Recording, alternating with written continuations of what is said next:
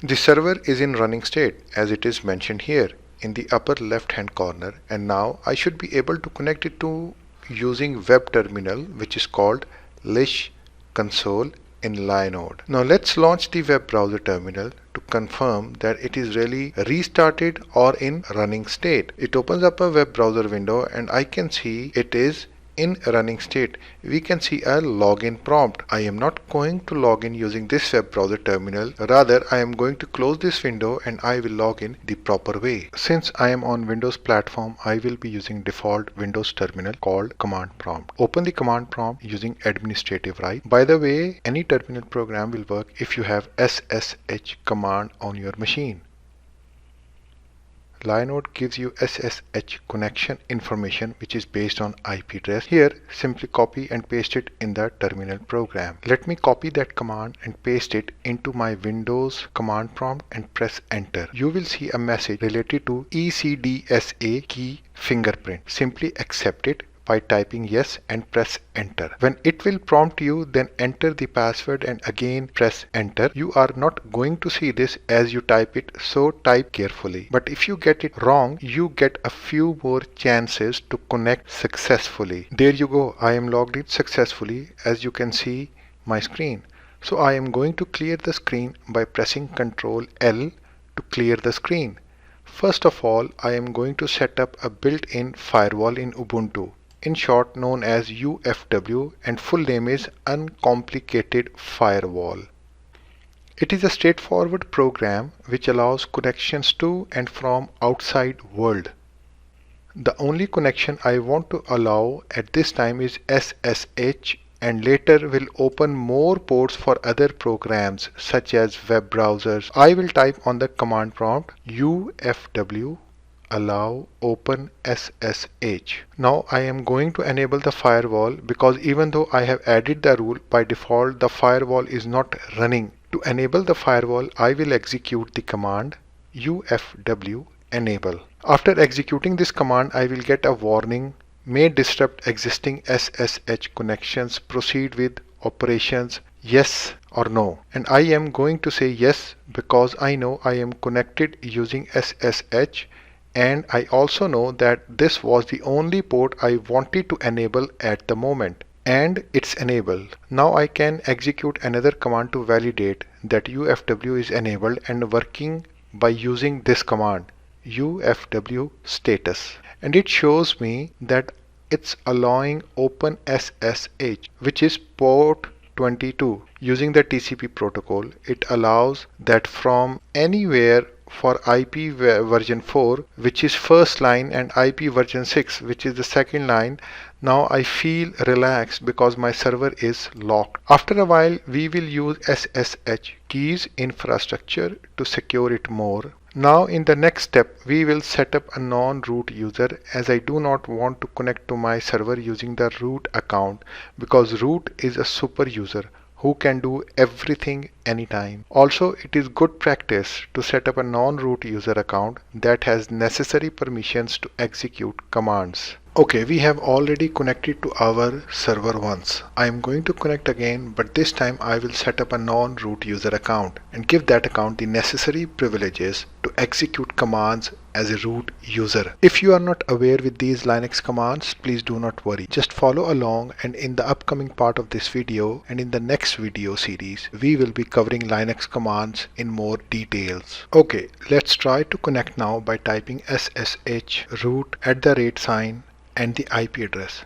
Please remember that my IP address is different than your IP address. And now I will provide my password, which I can't see as I type. And there you go, I am connected. So I will clear the screen by typing Ctrl L, and the first thing I will do is add a user by typing this command, add user. Please remember that only root users can add users, or someone who has root privileges. For the purpose of this video, let me add a user with the name YIT, which is a short form of your IT trainer. In return, it will ask to provide a password, so I will type a strong password and retype it. If the password and retype password don't match, you will be provided an opportunity to make it right. So relax and no need to worry. Okay, my password matched. Now it's asking me to provide some more information about this user. I will not provide anything and I will keep pressing return enter key, and at the end I will say yes, this information is correct. Great, congratulations. Now we have a new user.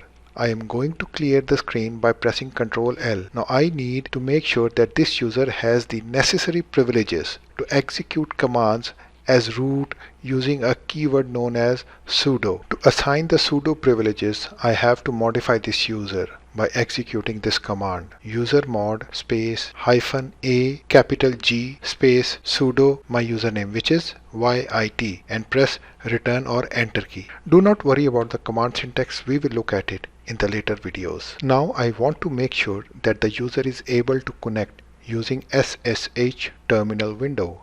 I want to make sure that this user can actually connect. So I will open a new terminal window and try to connect as that user.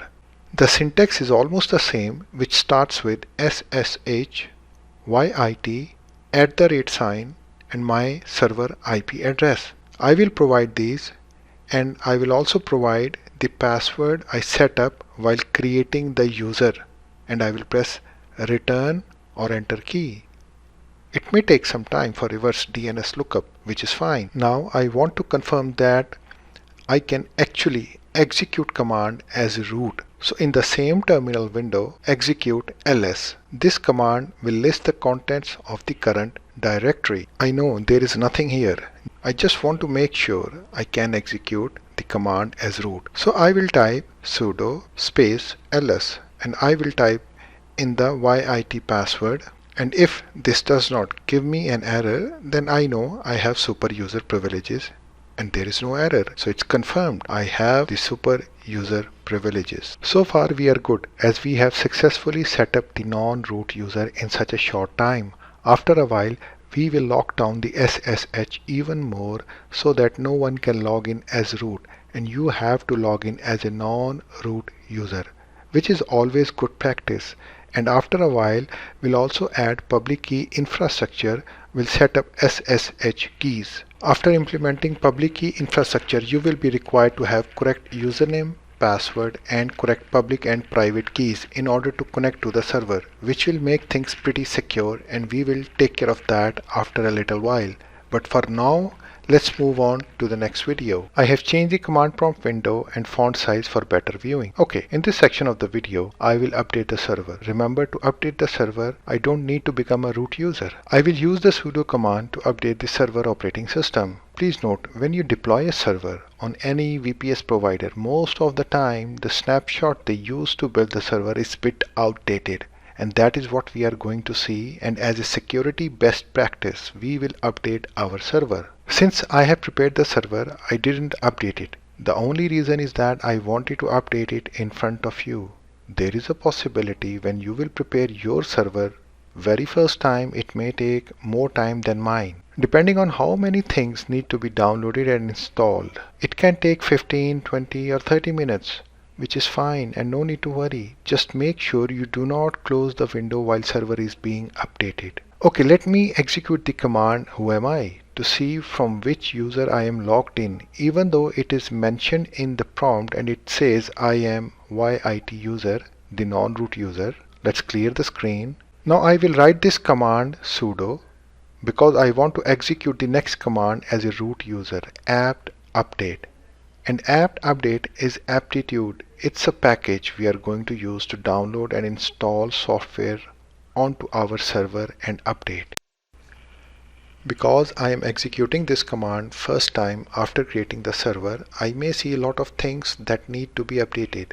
Let's execute the command, and it asks for the password. Note, we need to enter YIT password, the non-root user password. Okay, I entered my password and it started the work. As you can see, there were quite a lot of packages that were supposed to be upgraded. Let's clear the screen. Previously we executed sudo apt update. Now I am going to execute sudo apt upgrade. This upgrade command will actually use the information we just downloaded to update the server. If it asks the password, simply provide it and hit return or enter key. This will take a long time, so be patient, wait for that first.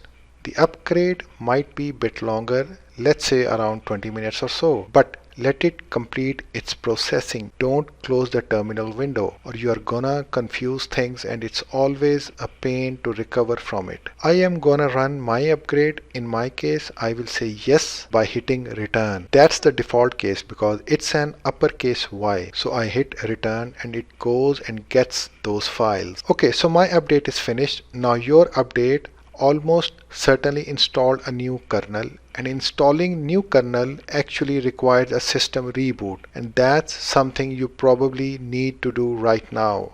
Once your update is finished, you are going to have a new kernel installed. You always restart after you deploy the new server. Unless you are really lucky, you probably have to reboot, and right now, just to be safe, I would do that, and you reboot your server with the command reboot. But of course, not every user can reboot the server. Only the root user accounts will. We are going to type sudo reboot. Then wait for your system to reboot, and it might take a couple of minutes depending on how shared environment you are on. But wait for it to reboot, and when you do so, it will reboot it. Closes the connection to the remote host, and you will know that it's done rebooting by logging into Linode account and seeing that it's rebooted, and also just by trying to SSH. So I just barely rebooted this, and I know it's not restarted yet. Let's try to connect after a couple of more minutes and we will move on to the next video.